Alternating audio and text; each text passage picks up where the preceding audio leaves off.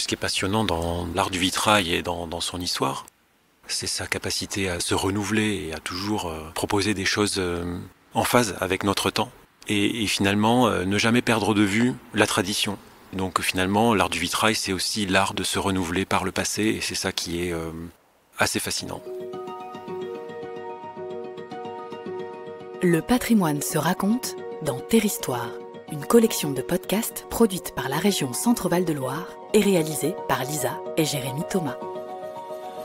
On est ravis de vous retrouver pour une deuxième saison de Terhistoire. On va continuer sur ce podcast à rencontrer et vous faire entendre toutes celles et ceux qui découvrent, étudient et font connaître le patrimoine en Centre-Val de Loire. Et pour ce nouvel épisode, on vous emmène à la découverte des vitraux du Loiret qui font actuellement l'objet d'une étude d'envergure. Car depuis 2004, en collaboration avec l'association Rencontre avec le patrimoine religieux, le service patrimoine et inventaire a entamé un recensement le plus exhaustif possible, département par département, de tous les vitraux conservés en région Centre-Val de Loire. Une étude inédite en France, menée par Olivier Geneste, chercheur associé au service patrimoine et inventaire et salarié de cette association. Aujourd'hui, c'est dans le Loiret qu'il a posé ses valises de chercheur. Nous l'avons retrouvé face aux vitraux dans deux édifices religieux du département. L'église Saint-Liphard de Mains-sur-Loire et quelques kilomètres à côté, la célèbre basilique royale Notre-Dame de Cléry. Ce jour-là, il était accompagné sur le terrain de Flora Paoli, conservatrice des antiquités et objets d'art et directrice par intérim de la conservation départementale du Loiret. Elle est engagée, notamment, dans la valorisation et la restauration des vitraux de son département. Au fil de leurs missions respectives, tous les deux ont développé une complicité professionnelle avec le même objectif, faire connaître et préserver l'art du vitrail, cette technique millénaire toujours vivante. Saison 2, épisode 6, les vitraux du Loiret. Alors le sujet de cette étude, c'est vraiment le recensement complet des vitraux qui se trouvent dans les monuments du département du Loiret, essentiellement les églises évidemment, mais ça peut être aussi des bâtiments civils, et ça peut être des édifices publics ou des édifices privés. Dans le cœur de l'église Saint-Liphard, à Mains-sur-Loire, Olivier Geneste. Donc c'est une tâche importante qui me permet d'aller dans des endroits extrêmement divers, parfois un petit peu insolites, voire incongrus. Je pense notamment aux centrales nucléaires, où il y a eu des créations de vitraux, notamment dans le cadre du 1% culturel. Et donc c'est vraiment le dernier endroit où on pense pouvoir trouver du vitrail. Mais voilà, donc c'est une étude vraiment très très large qui permet de faire des découvertes effectivement parfois insolites. Et notre association est conventionnée avec la région Centre-Val de Loire depuis presque 20 ans. Et on a travaillé sur les départements de l'Indre et Loire, du Loiret, bientôt l'Eure-et-Loire, et tous les autres départements viendront par la suite. Et c'est complètement inédit en France. C'est-à-dire qu'il y a eu dans d'autres départements ou dans d'autres régions des études thématiques sur les vitraux contemporains, sur les vitraux commémoratifs. Mais avoir une vision absolument complète de ce corpus-là, c'est vraiment propre à la région Centre-Val de Loire.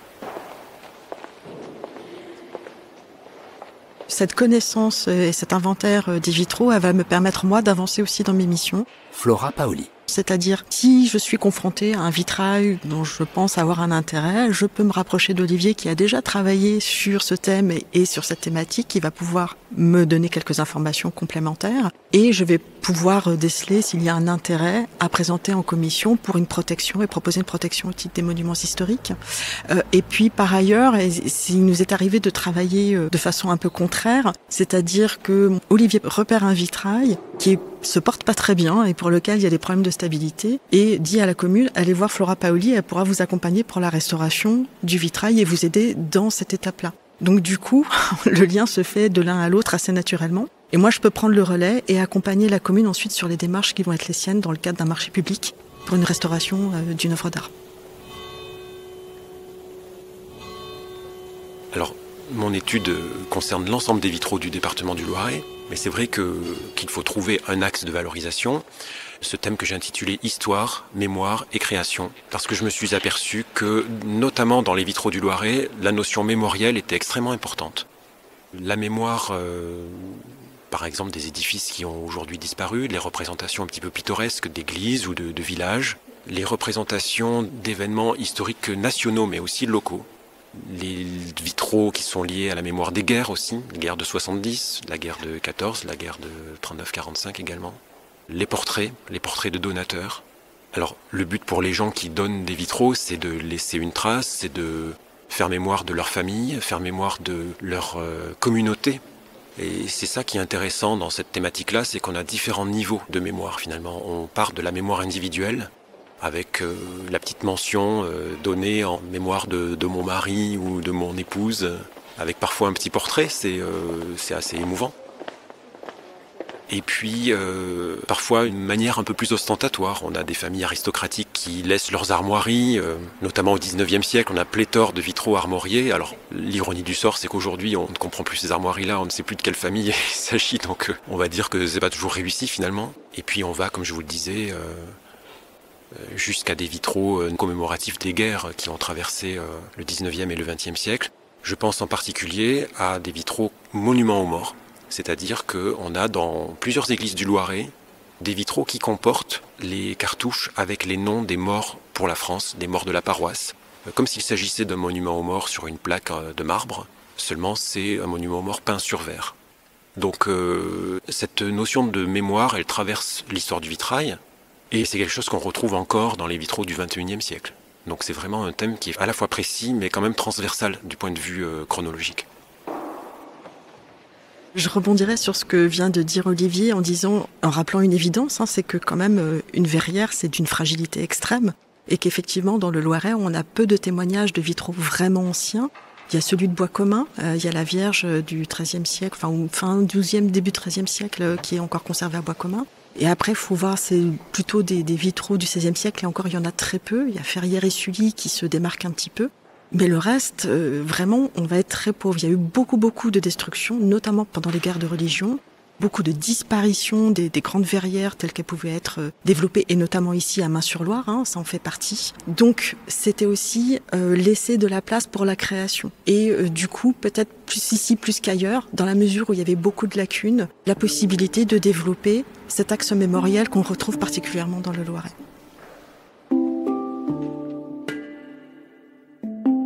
Pour la suite de la journée d'études, direction maintenant le village de Cléry-Saint-André, à la découverte des verrières de la basilique royale Notre-Dame de Cléry. Ce joyau du gothique flamboyant, bien connu pour conserver le tombeau de Louis XI, est mis en lumière par toute une série de vitraux, d'époques différentes, qui célèbrent à la fois l'histoire et la création contemporaine. C'est presque des verrières de complément en fait, comme on s'appelle aujourd'hui. Alors on voit, dans la verrière d'Axe, on voit une authentique verrière de la fin du XVIe siècle, qui nous montre l'institution de l'ordre du Saint-Esprit par Henri III. Et puis au-dessus, on voit la Pentecôte.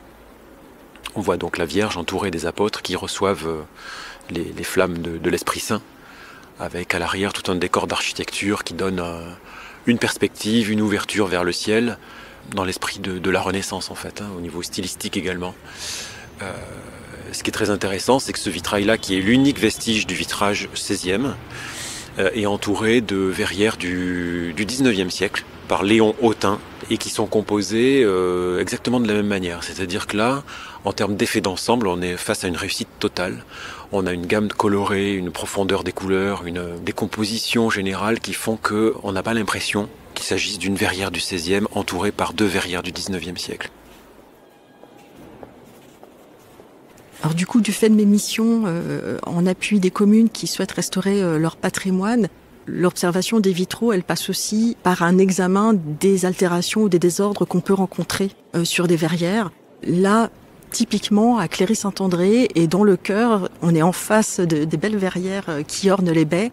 Et par exemple, si on regarde le manteau bleu qui est légèrement sur la droite dans la verrière consacrée à Louis XI, vous voyez le pavement dans le bas qui est un peu rosé. Clairement, le pavement, il est cassé, il a perdu sa géométrie. Ça, c'est ce qu'on appelle un plomb de casse. Ça veut dire qu'on est déjà intervenu sur ce vitrail, qu'il a déjà été restauré. Et on le voit aussi à la réparation d'une lacune qui visiblement n'a pas bien vieilli et dont le coloris a complètement été modifié. Alors, je ne sais pas de quand date la restauration, mais faire une recherche en archives pour savoir si on ne retrouve pas le dessin d'origine pour pouvoir restituer au plus près de ce qu'a été le vitrail au moment de sa création. C'est des étapes très importantes quand on envisage une restauration sur un vitrail. Et c'est là que le travail d'Olivier, pour moi, il est fondamental. Et je me repose dessus. Ce travail-là d'étude préalable, il est vraiment indispensable à la connaissance du patrimoine et à sa préservation, tout simplement.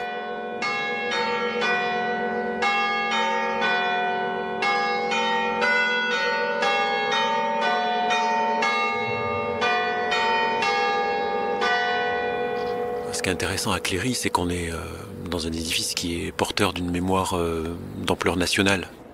Et les peintres verriers du XIXe siècle qui vont contribuer à rétablir en quelque sorte le patrimoine verrier de cette basilique vont être inspirés par cette grande histoire. On a ici donc les verrières de Léon Hautain qui nous montrent différentes scènes de la vie de Louis XI et de son père Charles VII. Et évidemment, bien sûr, le moment très important dans l'histoire locale, c'est la campagne de Loire menée par Jeanne d'Arc pour la libération d'Orléans et des localités alentours. Et ce qui est assez passionnant avec ces verrières-là, c'est que finalement, elles vont aussi donner le ton pour toutes les créations futures. C'est-à-dire que même au XXe siècle, et avec les créations contemporaines, abstraites, qui vont être créées pour cette basilique, cette notion de l'histoire, cette référence au passé, va être finalement le fil conducteur. Alors on peut maintenant aussi regarder les vitraux qui se trouvent dans le déambulatoire, avec les créations qui vont être menées au XXe siècle. Mais d'une manière complètement différente. C'est-à-dire qu'on n'est plus dans une volonté illustrative, dans une volonté d'iconographie historiciste. On est à l'époque de l'art contemporain, on est à l'époque de l'abstraction, de la verrière géométrique. Et donc, dans les années 60, on va demander au peintre Pierre Chevalet, qui travaille souvent avec l'atelier Gouffot d'Orléans, de créer une série de verrières pour le déambulatoire de la basilique. Et donc le choix qui va être fait, ce sont des verrières abstraites qui vont porter des armoiries des différents rois, des reines, des grands personnages du royaume, des familles d'Orléans, et qui sont venus à Cléry, qui racontent cette histoire-là et la continuité de cette importance de Notre-Dame de Cléry au fil de l'histoire. Alors quand il s'agit de création de vitrail contemporain, se pose la question de qui va passer la commande. Ça peut être un souhait de la mairie qui est propriétaire ou de la paroisse qui est affectataire. Mais ça peut être aussi une recommandation de la DRAC, puisque là, nous sommes sur un monument qui est protégé au titre des monuments historiques. Et donc, la DRAC va émettre un certain nombre de recommandations et peut accompagner aussi les communes sur un projet de création artistique dans le cadre de travaux de restauration. Donc, les projets de création artistique peuvent faire l'objet de concours auprès d'artistes. Et plusieurs artistes, en général, font des propositions qui sont soumises à une commission qui examine l'ensemble des propositions. Et on va tenir compte de plein d'éléments, effectivement de la thématique qui est abordée. Est-ce que cette thématique, elle fait référence, elle fait écho à l'histoire de l'édifice? De quelle façon elle va s'inscrire avec l'ensemble du patrimoine déjà existant? Quel va être son rendu coloré? Est-ce qu'elle change l'ambiance lumineuse de l'édifice? Tout ça, ce sont des éléments à prendre en compte pour choisir le prestataire qui est retenu, et l'artiste en l'occurrence, et pour le mettre en œuvre par la suite. Souvent, la plupart du temps, c'est pas une simple commande, c'est plutôt un concours qui va mettre en concurrence un certain nombre d'œuvres artistiques proposées par des créateurs. Alors maintenant, si on se retourne et que l'on regarde la façade occidentale de la nef, on voit cette très haute et grande baie qui reçoit une verrière encore plus récente, qui est signée de Gilles Rouzevoile, donc de l'atelier Duchemin.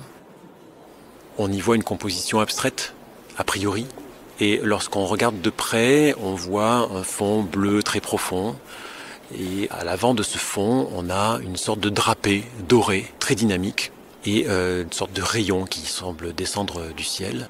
Et en fait, Gilles Rouzevoile a voulu représenter ici d'une manière extrêmement contemporaine la thématique du manteau de miséricorde de la Vierge, qui est une thématique très présente dans les vitraux de la fin du Moyen-Âge en tout cas, et voilà une manière qu'ont les artistes contemporains finalement de s'emparer de thèmes qui eux sont traditionnels. Et cette histoire continuée de la présence d'éléments de mémoire dans l'histoire du vitrail trouve encore aujourd'hui des illustrations dans la création contemporaine.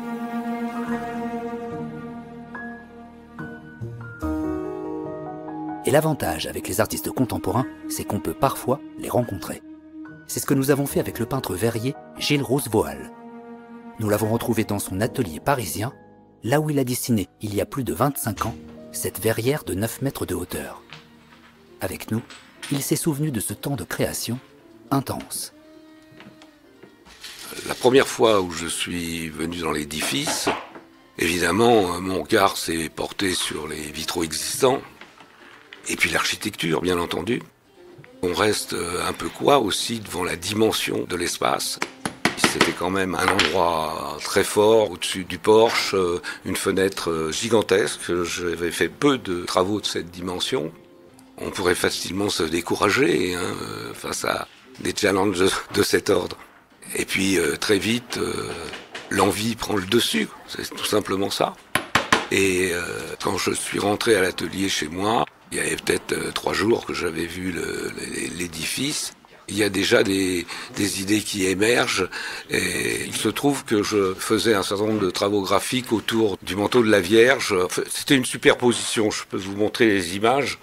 Et puis je m'intéressais aussi à un artiste c'était un médecin, Gaëtan Gatien de Clérambault, qui avait fait un travail photographique sur les drapés en Afrique du Nord. Et donc je trouvais que le manteau de la Vierge au-dessus du porche, ça pouvait être pertinent, que c'était l'écriture que je développais à ce moment-là. Et puis après, il faut réajuster, c'est-à-dire que on a peut-être oublié de tenir compte de tel élément de lumière, parce que c'est aussi la lumière de l'ensemble de l'édifice. L'église est un lieu vraiment construit pour la lumière, et donc il faut en tenir compte parce que c'est un acte grave finalement d'intervenir sur la lumière. Du moins, j'espère que la lumière qui a été mise en place a pu convenir et à ceux qui la fréquentent et à l'architecture. Mais là, dans l'édifice, j'y suis allé au moment de la pause. Ce sont des moments, on va le dire, de stress, d'inquiétude. Le vitrail dans l'atelier, avant qu'il trouve sa place dans l'édifice, de nombreuses angoisses et tourments, bien sûr. Et c'est une fois posé que le vitrail se révèle. Et voilà. Alors là, c'est une émotion. J'étais assez heureux de cette présentation et de cette installation, après avoir beaucoup stressé, effectivement. Et là, que vous me donniez l'occasion de reparler de ces vitraux est assez émouvant pour moi. Parce que être sollicité pour une telle verrière est quelque chose de, je l'ai dit auparavant, angoissant, mais aussi très passionnant, très fort. Chaque jour, je dessine et je fais des projets. Et d'une certaine manière, c'est aussi une sorte d'encouragement, une sorte d'assurance qui peut vous prendre parce que, au bout du compte, on a accepté de vous permettre de réaliser une chose semblable et ça donne un peu plus de force. Voilà, je retiens de la force de ce projet.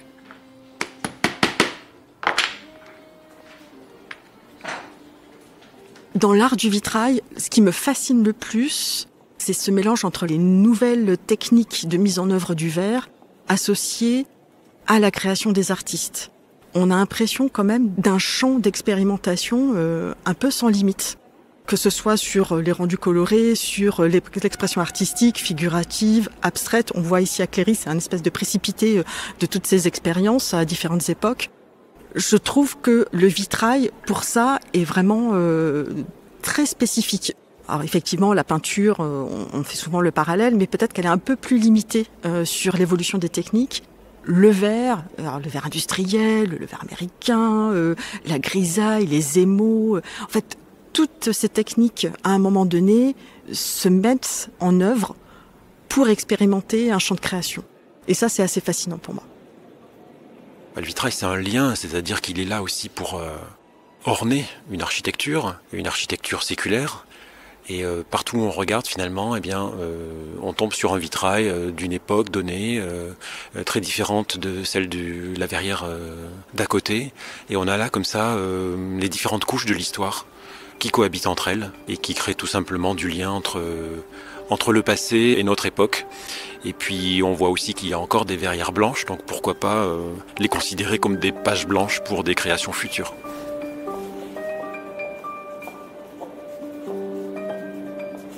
C'était, pour vous, le 6e épisode de Terre-Histoire consacré aux vitraux du Loiret. Un grand merci à Olivier Geneste, Flora Paoli et Gilles Rosevoile d'avoir témoigné à notre micro. Pour en savoir plus sur le sujet, rendez-vous sur le site internet de l'Inventaire, cliquez sur l'onglet « Étudier » et dans les études thématiques, choisissez « Vitraux en Centre-Val de Loire ». Vous avez tous les liens utiles en descriptif de cet épisode. Et pour être informé de la sortie du prochain, abonnez-vous au podcast sur votre plateforme d'écoute favorite ou suivez les réseaux sociaux de la région Centre-Val de Loire. À très vite dans Territoire.